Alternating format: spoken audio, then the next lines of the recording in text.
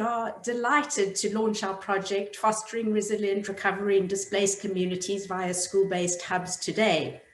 The composition of this audience reflects the multidisciplinary global nature of the project, a collaboration of Indonesian and UK-based researchers from psychology and engineering. Our project is a part of the Equitable Resilience Programme funded by the UK Research Council's, specifically the Global Challenges Research Fund administered by the ESRC.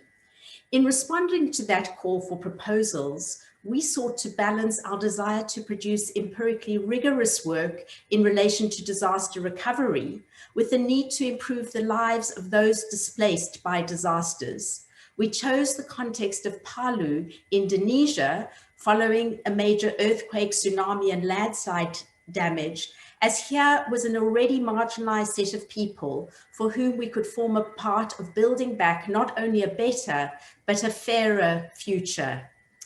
So this is the challenge of resilience work, the capacity to successfully adapt in the face of adversity with an emphasis on growth in the process of recovery.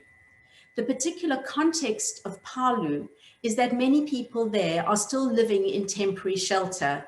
For the youth, who form a key focus of our resilience building efforts, psychosocial problems include substance use, aggressive behavior, excessive fear and stress, lack of time management, and overuse of gadgets due to parents being preoccupied with their own survival.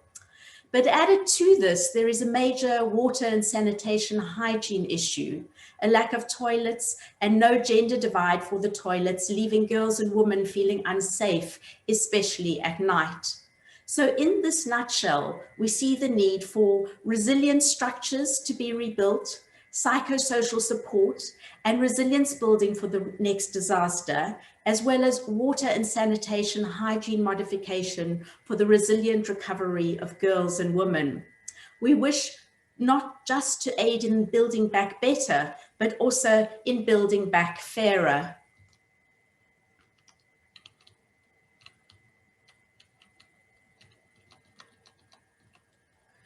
So we draw on evidence from academic fields and non-governmental organization frameworks to posit that it is schools that can provide the hubs in which this process can evolve.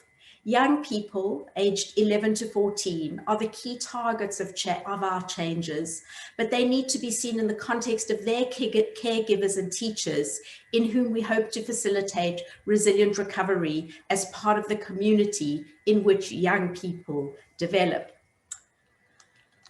Our end goal is to help forge a national disaster preparedness strategy for all Indonesian schools, which takes heed of key psychosocial, water and sanitation hygiene, and physical infrastructure elements.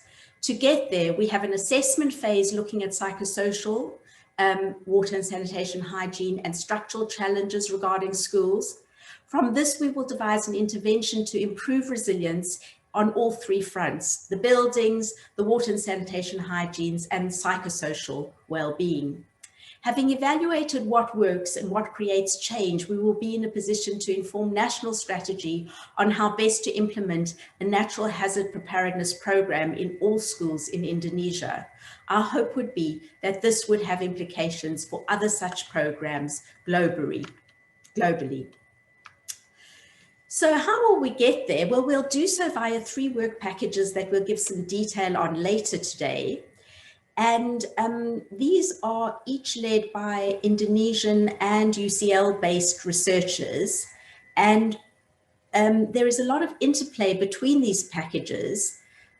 But I wanted to mention that a key aspect of our identity here at UCL is a shared belief that it is interdisciplinarity or even cross-disciplinarity that will solve global problems. Of course, natural hazards and the displacement of people are likely to escalate with the worsening of climate change. And so this work is central to endeavors beyond our particular context in Indonesia, and indeed beyond the particular natural hazards we focus on. Now, the 2 research centers that will collaborate to carry out these works are TDMRC and epicenter. So I'll first talk about TDMRC. So as a response to the Indian Ocean tsunami that devastated Banda Aceh and other areas in 2004, the University of Siakula set up the Tsunami and Disaster Mitigation Research Center, or TDMRC. TDMRC has been highly influential in promoting and disseminating research on disaster risk reduction in Indonesia and other Asian countries. And so the researchers that we collaborate with today and in this project are from TDMRC.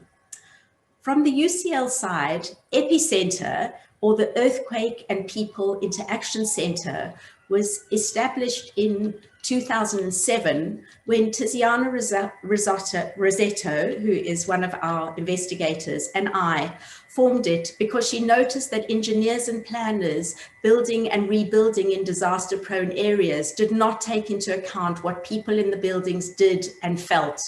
So we brought structural engineering and psychology together in a multidisciplinary research center at UCL that investigates risk to society, to the built environment, to the natural environment, all from natural hazards, and a variety of natural hazards ranging from earthquakes to tsunami.